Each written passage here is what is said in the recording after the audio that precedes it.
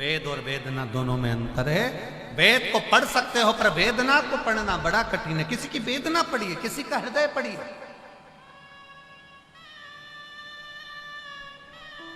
पढ़ो।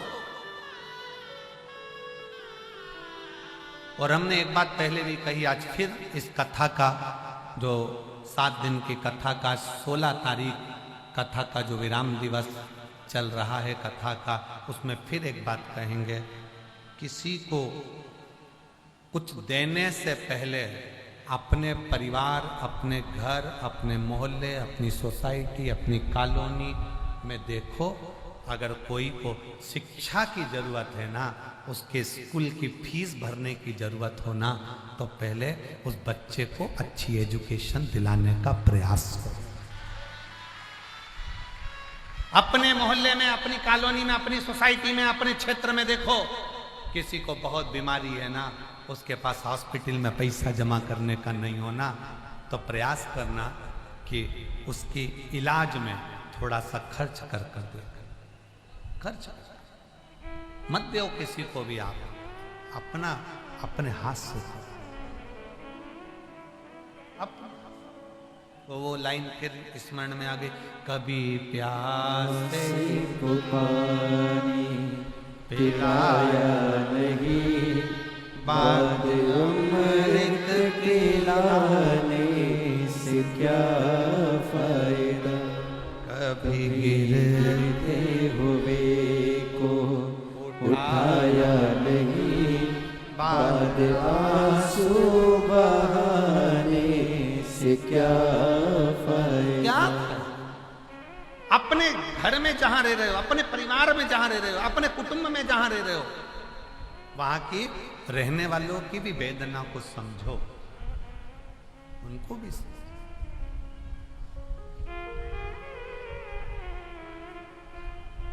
तारकासुर का अंतिम क्षण है और उसने हाथ जोड़ा है, कार्तिकेय बाबा को प्रणाम किया। षडानंद कार्तिकेय मुस्कुराकर जब वो प्रणाम कर रहे थे, कार्तिकेय दिल से नमन कर रहे थे, क्योंकि आप मेरे पिता को अपने दिल में बिठाते हो, शिव को दिल में बिठाते हो। शंकर भगवान का कोई दुश्मन नहीं है। रावण की दुश्मनी राम जी से थी, कंस की दुश्मनी कृष्ण से थी, हिरण्यकशिपु की दुश्मनी भगवान नारायण से थी। एक दुश्मन का नाम बता दो जिसकी दुश्मनी शंकर भगवान से हो।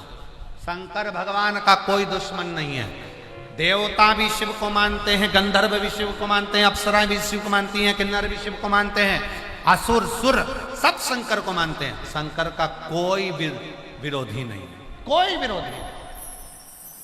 इसीलिए तो चैन की नींद सोते।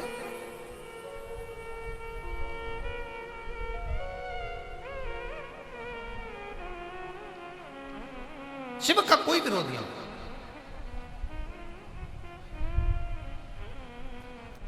कोई विरोध है ही नहीं, क्योंकि विरोध खड़ा कहां होता है? स्वर्ग में बहुत वैभव है तो विरोध खड़ा हो सकता है, ब्रह्मलोक में बहुत कुछ है तो विरोध खड़ा हो सकता है, इंद्रलोक में बहुत कुछ है तो विरोध खड़ा हो सकता है। कैलाश धाम पर है क्या? क्या है कैलाश धाम पर? केवल शंकर भस्म चढ़ी है, गंगा मस्तक चढ़ी है, चंद्र लगा हुआ है, रुद्राक्ष की माला गले में पड़ी हुई है और भगवान की भक्ति में रमे हुए हैं। दुनिया के लोग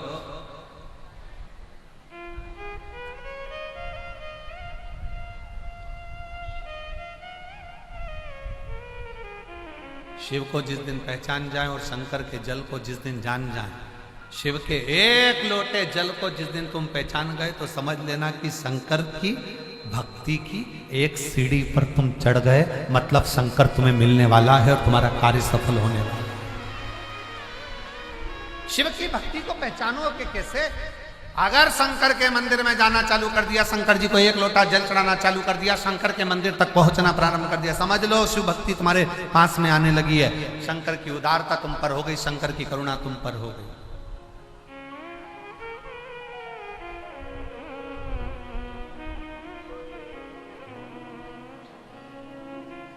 होई जाए जो काशी में मेरा पेगा ले जाना। कोई जाए जो काशी